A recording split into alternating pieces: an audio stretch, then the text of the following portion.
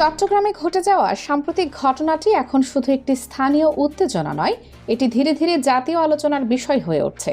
একজন তরুণ সংসদ সদস্যের একটি সৌজন্য সাক্ষাৎ ঘিরে তৈরি হওয়া উত্তপ্ত পরিস্থিতি আমাদের সামনে এমন কিছু প্রশ্ন তুলে ধরেছে যা রাজনীতি, নির্বাচন এবং আইন শৃঙ্খলা সবকিছুর সাথেই গভীরভাবে জড়িত।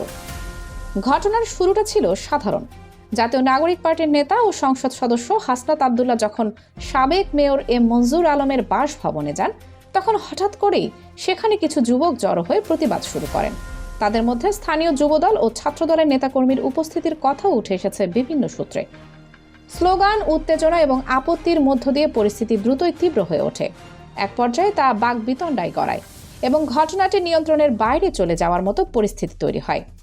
একজন নির্বাচিত জনপ্রতিনিধির উপস্থিতিতে এমন পরিস্থিতি তৈরি হওয়ায় স্বাভাবিকভাবেই বিষয়টি গুরুত্ব পাচ্ছে।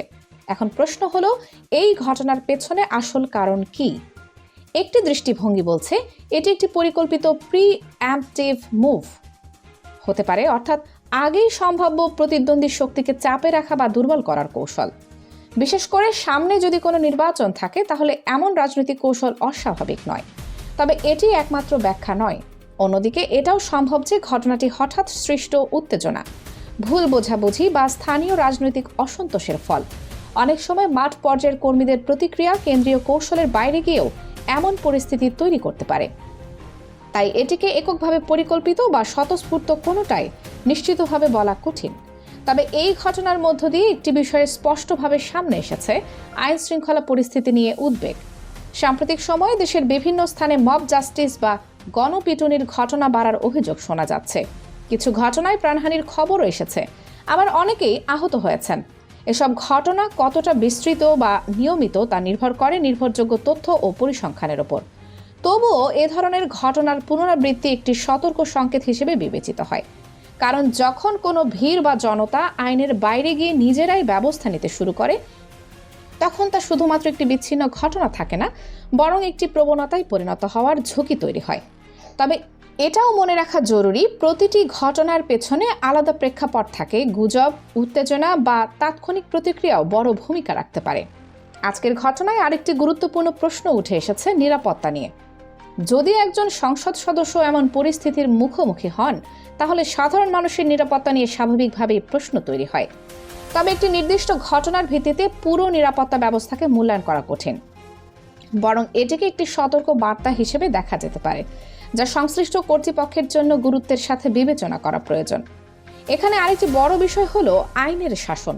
যে কোনো সমাজে যদি আইনের প্রয়োগ দুর্বল হয় বা মানুষ আইনের প্রতি আস্থা হারায়, তাহলে বিকল্প আচরণ তৈরি হতে পারে। কিছু ক্ষেত্রে মানুষ নিজেরাই বিচার করতে চায়, যা দীর্ঘমেয়াদে রাষ্ট্রের জন্য ঝুঁকিপূর্ণ। তবে এই অবস্থায় পৌঁছাতে হলে দীর্ঘ সময় ধরে একই ধরনের প্রবণতা থাকতে হয়। একটি বা দুটি ঘটনার ভিত্তিতে তা চূড়ান্তভাবে বলা যায় না, কিন্তু সতর্ক থাকার মতো ইঙ্গিত অবশ্যই পাওয়া যায়। রাজনীতির আরেকটি দিকও এখানে আলোচনায় এসেছে, নতুন ও পুরনো শক্তির সম্পর্ক। অনেক বিশ্লেষক মনে করছেন এটি শুধু একটি বিচ্ছিন্ন রাজনৈতিক ঘটনা নয়, বরং নতুন নেতৃত্ব ও উদীয়মান রাজনৈতিক শক্তির সাথে প্রতিষ্ঠিত শক্তির স্বাভাবিক প্রতিযোগিতার একটি প্রতিফলন হতে পারে। নতুন দল বা নতুন নেতৃত্ব সামনে এলে প্রতিদ্বন্দ্বিতা তৈরি হওয়াটা স্বাভাবিক, তবে সেটি সবসময় সংঘর্ষের রূপ নেবে এমন নয়। এই প্রেক্ষাপটে মঞ্জুর আলমের বিষয়টিও আলোচনায় এসেছে। তিনি একাধিক রাজনৈতিক দলে যুক্ত থাকার অভিজ্ঞতা রাখেন এবং স্থানীয়ভাবে পরিচিত একটি মুখ। তার সম্ভাব্য অবস্থান বা ভূমিকা নিয়ে বিভিন্ন ব্যাখ্যা থাকতে পারে। কেউ এটিকে রাজনৈতিক কৌশল হিসেবে দেখছেন, আবার কেউ এটিকে স্বাভাবিক যোগাযোগ হিসেবেও ব্যাখ্যা করছেন। সব মিলিয়ে পুরো ঘটনাটি কয়েকটি স্তরে বিশ্লেষণ করা যায়: রাজনৈতিক কৌশল, স্থানীয় প্রতিক্রিয়া এবং বৃহত্তর আইন শৃঙ্খলা পরিস্থিতি। তবে সবচেয়ে গুরুত্বপূর্ণ বিষয় হলো গণতান্ত্রিক পরিবেশ। গণতন্ত্র শুধু নির্বাচনের মধ্যে সীমাবদ্ধ নয়, এর সাথে জড়িত সহনশীলতা, ভিন্ন মতের প্রতি সম্মান এবং আইনের প্রতি শ্রদ্ধা। যখন এই উপাদানগুলো দুর্বল হয়, তখন রাজনৈতিক উত্তেজনা বাড়তে পারে। বর্তমান পরিস্থিতিতে অনেকেই মনে করছেন দেশের মানুষ আগের তুলনায় বেশি সচেতন। তারা বিভিন্ন ঘটনা বিশ্লেষণ করছে, প্রশ্ন তুলছে এবং নিজের মতামত দিচ্ছে। তবে এটিও একটি সাধারণ প্রবণতা, সবার মধ্যে একই মাত্রার সচেতনতা বা দৃষ্টিভঙ্গি থাকে না। ভবিষ্যতে রাজনীতি কেমন হবে তা এখনও নির্ধারিত নয়। এটি নির্ভর করবে রাজনৈতিক দলগুলোর আচরণ, রাষ্ট্রীয় ব্যবস্থাপনা এবং জনগণের অংশগ্রহণের উপর। আজকের ঘটনাটি হয়তো একটি ছোট পর্ব, কিন্তু এটি বড় কিছু প্রশ্ন সামনে এনেছে। এটি কি কেবল একটি তাৎক্ষণিক উত্তেজনার ফল, নাকি এর পেছনে আছে বড় কোনো রাজনৈতিক কৌশল? আইন শৃঙ্খলা পরিস্থিতি কি সত্যি উদ্বেগজনক হয়ে উঠছে, নাকি এটি বিচ্ছিন্ন কিছু ঘটনা? এই প্রশ্নগুলোর উত্তর খোঁজার দায়িত্ব শুধু বিশ্লেষকদের নয়, সচেতন নাগরিক হিসেবেও আমাদের সবার। কারণ শেষ পর্যন্ত রাজনীতির সবচেয়ে বড় শক্তি হলো জনগণের আস্থা, আর সেটি অর্জন করতে হলে শুধু ক্ষমতা নয়, প্রয়োজন স্বচ্ছতা, দায়িত্বশীলতা এবং আইনের প্রতি শ্রদ্ধা।